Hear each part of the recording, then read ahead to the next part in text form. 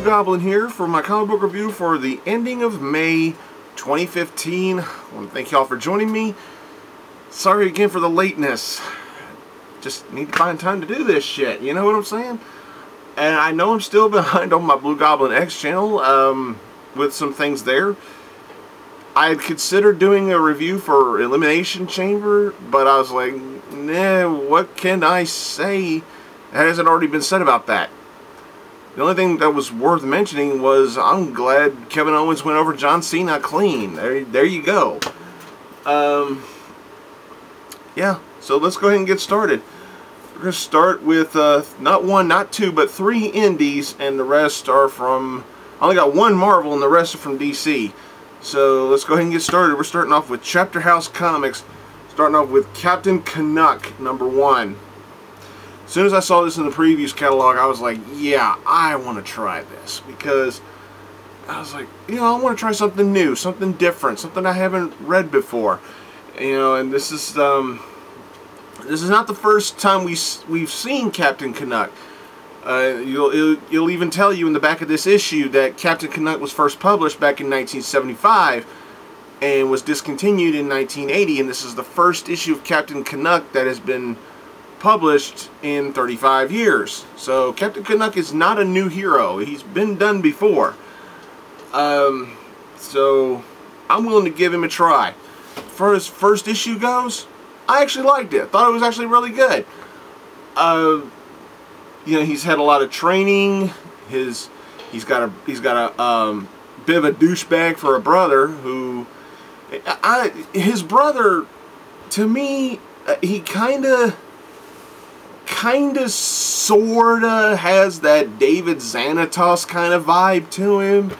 Not completely, I mean, but there's a small piece of his character development in there that kind of made me think of him. First off, the rest he just comes off as, you know, typical douchebag. But yeah, this was really good.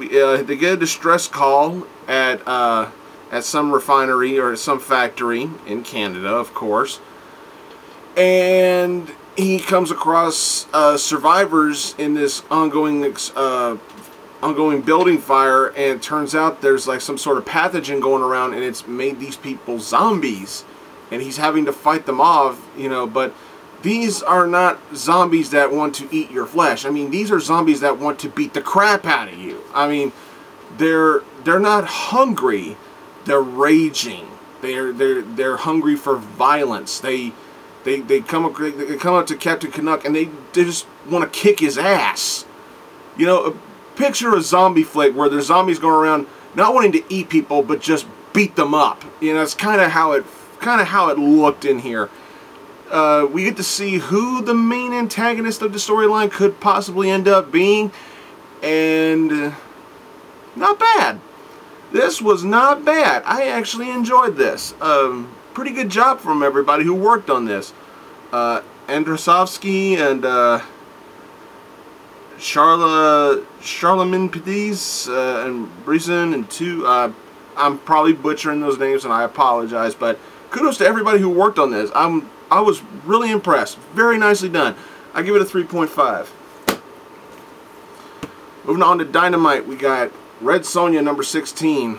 It seems like it takes forever for these issues to come out. Gail Simone, Walter Giovanni. Oh man, this was good. By the way, I'm not going to have any pick of the week for this particular review. None of these books wowed me enough to be considered pick of the week worthy. Not even this. But this was still pretty good. I liked the storytelling. I liked almost everything about it. The ending of the issue was kind of hokey and kind of but it is Gail Simone. The writing for the rest of the storyline, for the most part, was really good. Sonja comes face to face with death itself, and she fights. She's in limbo, and she is literally fighting death. But when death presents itself to her, death decides to take a rather unique form And Sonja, the ever-loving warrior that she is, you know, Death grants her a request, and she goes, I want my sword. And Death's like, why do you want your sword? And she goes, oh, to kill you. And they're like, and she tells Death, do you think I was sent here simply to serve you? Or do you think I was sent here to replace you? It's just really, really awesome stuff in here. But like I said, the ending, though, was kind of cheesy, kind of, whatever. But it was still really good. This was a solid read. I really enjoyed it for what it is. Gail does a phenomenal job with the writing. You know, and I just proved to all you people out there who, you know, accuse me of being such a Gail Simone fanboy that I will literally review everything she does and think it's automatically awesome. And I'm proving you wrong. I wasn't a big fan of the ending of this issue, to be truthful. But I still really enjoyed this issue. It was still really, really good. I give it a 3.5. Alright, we're moving on to Teenage Mutant Ninja Turtles number 46 from IDW, Kevin Eastman, Tom Waltz. I reviewed issue number 45 on my Blugoblin X channel, and I could not believe it when I saw it, but I caught the attention of Tom Waltz. And you know, he apologized to me about me not liking that issue because of the storyline direction they were going in. I wasn't a fan of it at all, period, because it just felt like such a cop-out. Because, you know, I said it there and I'll say it here again.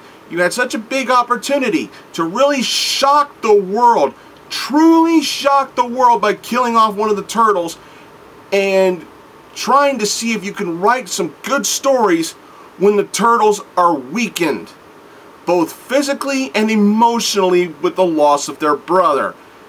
You could have had a big chance to tell some really big monumental stories on how the turtles can cope with the loss of Donatello, but they chose to go the lazy way out and just put his spirit or his brain waves or something like that into the shell of Metalhead. And I was like, oh my fucking god. But Waltz told me that they've got some big stories coming along, and Mr. Waltz, if you're watching this, I hope you really do. I really hope you do have some major, major stories coming up later on down the line. Now, as far as this issue goes, it was alright. It was really good. I'm still not a fan of Donatello being in Metalhead. I'm not a fan of that at all, because it's just a cop-out. I mean, you could have at least had Donnie in a coma, you know, and if you're not going to kill off Donatello, you could have at least had him in a long-term coma, and the Turtles would have had to find a way to adapt to see if they could, you know, do their work without him. You know, put the rest of the Turtles, put the rest of the family in a situation where they're going to have to operate without him. You know, I just felt like it would have been a little bit better that way. If you're not going to kill him off, I get it. But you could have had him taken out of the equation altogether, you know, with just the coma thing. You could have gone that route as well. But in here, it's really good. There's a heavy focus on Casey and his father, Hun. There's also a pretty good scene with Karai in here. But what really helps tell the story is the relationship between the Turtles. And it's just really good stuff. It seems that Raph is taken with somebody. I'm not going to spoil who it is, but it just seems kind of obvious to the rest of the team. Yeah, it's just, you know, how it is. But I thought the story was good. I thought the pacing was right, was done right. Just solid character development. Everybody shines in here in their own unique way, and I really like that. The artwork from Santiloco is just magnificent. I love the interior artwork in here. Really, really good stuff. And a nice little dun-dun-dun kind of cliffhanger at the end. Solid read. I enjoyed it. Really good. Could have been a little bit better, you know, with the whole coma shit with Donatello, but, you know, it is what it is. I give it a 3.5. Alright. The Lone Marvel book. Secret Wars 2099 #1. There's only one reason, and one reason only why I bought this. Peter David. Yes, I like Peter David as a writer, and I respect him as a writer that much. I was going to pass on this. After Spider-Man 2099 ended, I was like, okay, Peter David's done with this. It's time to move on. And I was like, Secret Wars, I'm not going to pick that up. I'm not going to pick up the 2099 thing. But then I remembered, it's also going to be written by Peter David. And I'm like, what the hell? Give it a go. So, we're in the 2099 fragment of Battle World. And we get to see the 2099 equivalent of the Avengers. Captain America, a woman. You got Hawkeye, human, mutant angel hybrid. You can see Iron Man and Black Widow. But there's somebody missing on this cover of who's one of the Avengers, and I'll go ahead and spoil it. It's Hercules. The mighty Hercules is on this team. Remember, he's a demigod. He's a half god, so that he doesn't age. He doesn't age like humans do. But Hercules in here is a bit of a drunken ass. Let's just say that. He's a bit of a drunken ass. Why? I'm not going to ruin that. There is a reason behind his alcoholism. There is a reason for it. And I was like, huh. That makes sense. It makes sense. I'll grant it that. We also get to see what's going on with Miguel. Miguel O'Hara, Spider-Man. We get to see what's going on with him. And I was like, what? Really? He's doing that? Okay. Nice little ending at the end of the issue concerning another familiar name associated with the Avengers, and I'm not going to ruin who that is. But Iron Man goes to see somebody at the end of the book. Now, who this is, I'm not going to ruin it. But it's like, what this person says at the end of the book, I was like, whoa. Good stuff. This was a solid read. I enjoyed it very much. Good job, Marvel. Good job, Mr. David. I really liked it. I give it a 3.5 as well. Okay, we're on to DC. This is when shit's going to start getting a little rough, folks. Batman 66, number 23. Monsters A Go-Go, Jeff Parker. Decent writing. Fantastic artwork. The artwork in this issue was a huge step up from the last issue. Really good. We got another two-story split here. First story is about the arrival of Solomon Grundy to the Adam Westverse, as I call it. The Westverse. There you go. The Westverse. Yeah, we get to see the arrival of Solomon Grundy and how he came to be. Not bad. Not bad. And he's kind of, you know, I kind of figured in the Westverse you want to do things a little differently, but I really didn't see too much difference in this Solomon Grundy compared to the Solomon Grundy that I know. The only thing that's really different is probably his backstory on how he came to be. You know, he's a former Olympic wrestling champion who was associated with Marsha, Queen of Diamonds. So that's a bit different. Okay, it is what it is, but pretty good stuff. Not bad. And the second story is about the arrival of Clayface. The first arrival of Clayface in the Westverse. But I was kind of surprised, but at the same time, I'm like, of course they would do that. Of course it would be him that would end up being Clayface. You know, it's like, I just didn't even think about that, and it's like when they revealed who this Clayface is, I'm like, oh, duh. It makes sense. To me, it made sense. Both stories were good. They were both fun for what they were. I enjoyed it. Thought it was a good little issue. Not to be taken seriously. It's kind of like the Harley Quinn, and it's kind of like your Harley Quinns and your Squirrel Girls, you know, stuff like that. It was good. It was a fun read. I enjoyed it. I give it a 3. Alright, we're going to do things a little bit differently here. We're going to start Convergence shit here with Convergence Booster Gold number 2, Dan Jurgens. I'm going to go ahead and say it right now. I have enjoyed the tie-ins a hell of a lot better than I've enjoyed the main story. And oh boy, I'm going to talk about the main story when I get to it. But In here, Young Booster, Rip, and Gold Star, they're dealing with Superboy and the Legion of Superheroes, while Old Booster is rendezvousing with his old pal Ted Kord, Blue Beetle. And we find out that Old Booster Gold, you know, is indeed dying. All that time traveling stuff that he had done has exposed his body to radiation, and it's killing him. And it's also rapidly aging him.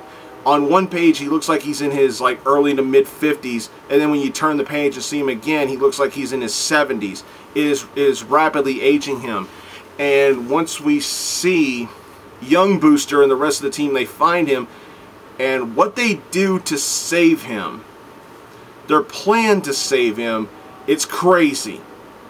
Alright, it's crazy. But what ends up happening to Old Booster blew my mind. I went, whoa. Now that's somebody I haven't seen in a while. Impressive. Impressive. You got my attention with this. And supposedly it's going to tie into the end of the main story, which it does. But just solid read. I really enjoyed this. I love me some Booster Gold with Dan Jurgens writing it. This was a good, fun little book. Does tie into the story pretty well. I thought it was a solid read. I give it a 3.5. Okay. Convergence Detective Comics #2. Man, the artwork in this book was just shitty. It was just shitty. But the writing is really good. The writing was good. It's Len Wein, folks. You have Earth 2 Robin. Earth 2 pre-52 shit. You know, adult Robin with the fucking hideous Robin Batman hybrid costume. I've said it before, I'll say it again. It sucked then, it sucks now. And him and Helena are dealing with Red Sun Superman, and they come across Red Sun Batman. Some really good stuff in here. I love the fact that they're sticking true to Red Sun Superman's character development, is that, you know, just because he was raised by Russia doesn't mean he's a criminal. He's still a Boy Scout. He still believes in doing the right thing and stuff like that, and I really appreciate that notch into detail when it comes to character development and remembering how the character was supposed to be. Really good. Fun read. I enjoyed it. I liked the outcome between the two of them. They came into a decision, and unfortunately they may have to suffer consequences for it or whatever, what have you. But I really liked the ending. I really did. I was like, yeah, it's about time. Good stuff. I enjoyed this. Artwork was crap, but the writing saved it. A 3.5. Okay. I'm probably going to get some hate for this. I don't care. It's my show, my review, my opinion, and I'm brutally honest. You want honesty? You're fixing to fucking get it. Convergence #8. What the fuck, DC? After I read this, I was like, I gotta know what other people are thinking about this. So I went online, went to this review, went to this review, and went to this review, and I was astounded by people who were saying this gets a 9.5 out of 10 or a perfect 5-star book. It was incredible. Everybody loved it. What the fuck did you read? Did you read this? What the fuck was this? Talk about an anticlimactic, underwhelming ending to this story.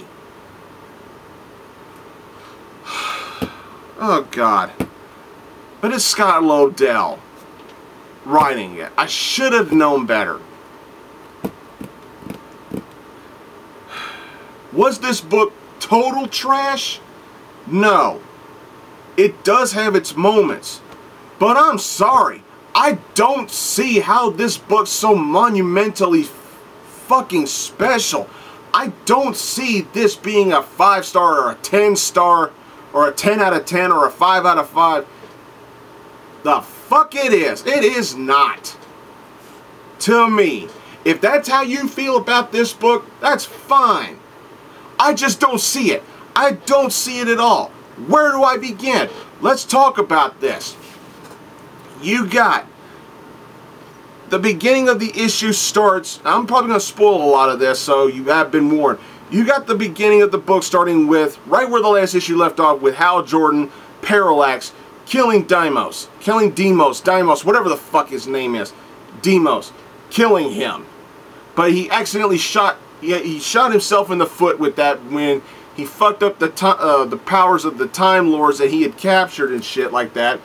So reality's collapsing. It's falling apart and shit like that. So they decided that the only way to save reality is to bring out Brainiac. And they try their best to explain Brainiac's origin, why he looks the way he does in here, why he's got this godlike power he does. They try their best to explain all this shit, and I just don't feel it. I really don't. And then we get to the point where, you know, Telos remembers his name. He doesn't fucking say it. He remembers his family. We don't fucking see them. And he's like, you know, and Brainiac's gonna, you know, reset everything. And Telos is, and then they say, oh, the first crisis, it still needs to happen. AKA pre-crisis Supergirl and the Flash have to die. They have to go back and experience their legendary deaths on Crisis on Infinite Earths. That's what that is. So, along with Parallax, Hal Jordan, and pre-crisis Superman, with Lois and Child, they go, and I love how they just on a panel they just said, well, they just gave a vibe like, well, it must have worked because here we go, we're ready to go. You don't see anything.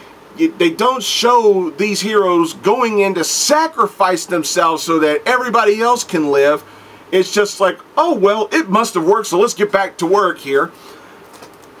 And another thing that really pestered me about this entire storyline, there never, not even fucking once, was it ever decided who the true fucking antagonist was of this storyline. Was it Telos? No. Was it Brainiac?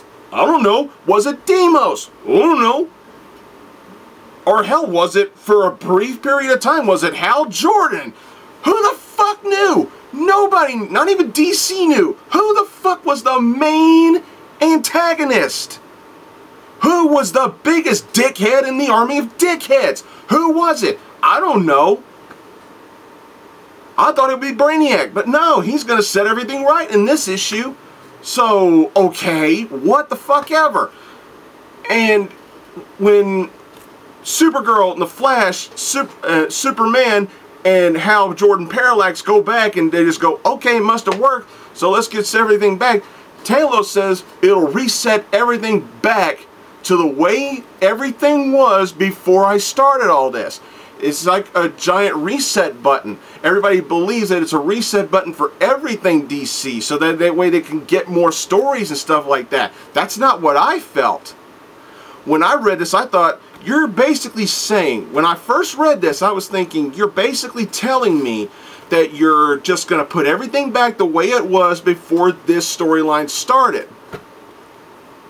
With only one difference.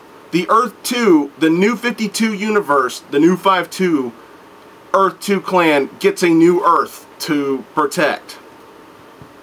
You could have done that in an Earth 2 storyline.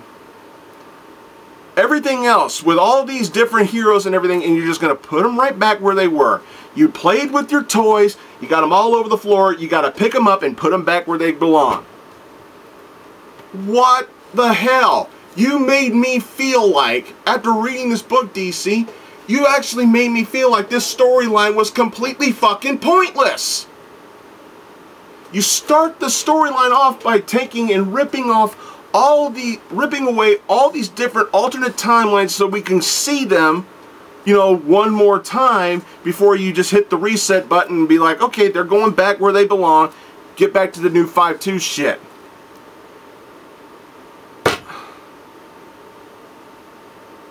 I really, truly, honestly felt this storyline was just fucking pointless. The only thing it did for me was it gave me a chance to experience all these characters that I was familiar with before the New 52 relaunch happened in 2011.